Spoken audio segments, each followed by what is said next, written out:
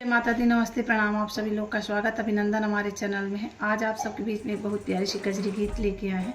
गीत आप सबको पसंद आए तो प्लीज़ वीडियो को लाइक, सब्सक्राइब एंड शेयर करें और अपना प्यार दुलार स्नेह दीजिए, यही उम्मीद है आप लोगों से। प्रेम से जय माता दी। आज रतिया में देखें हम सपनवा सखी, आए घर सजनवा सखी ना। आज रतिया में देखें हम सपनवा सखी, आए घर सजनवा सखी ना।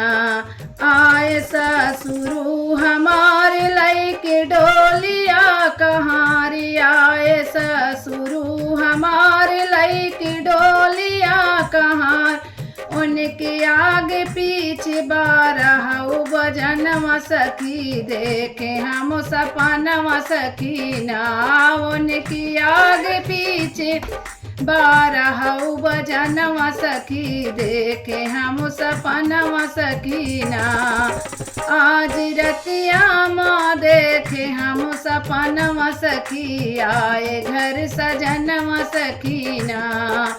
आए जेठा जी हमारे, आए जेठा जी हमारे लैकी डोलिया कहारी, आए जेठा जी हमारे लैकी डोलिया कहारे। उनकी सांगवा में उनकी आगे पीछे बारह बजनवा सखी, देखे हम सपनवा सखी ना। उनकी आगे पीछे बारह बजनवा सखी, देखे हम सपनवा सखी ना।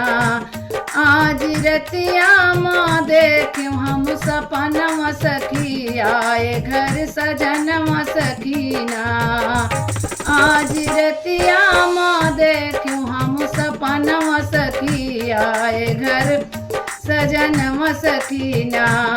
आए साजना हमारे लैके डोलिया कहारी, आए साजना हमारे लैके डोलिया कहारे। उनके आगे पीछे नाच दे नचनिया सखी, देखे हम सपनवा सखी ना। उनके आगे पीछे नाच सब नचनिया सखी, देखे हम सपनवा सखी ना। आज रतिया माँ देखे हम सपनवा सखी, आए घर सजनवा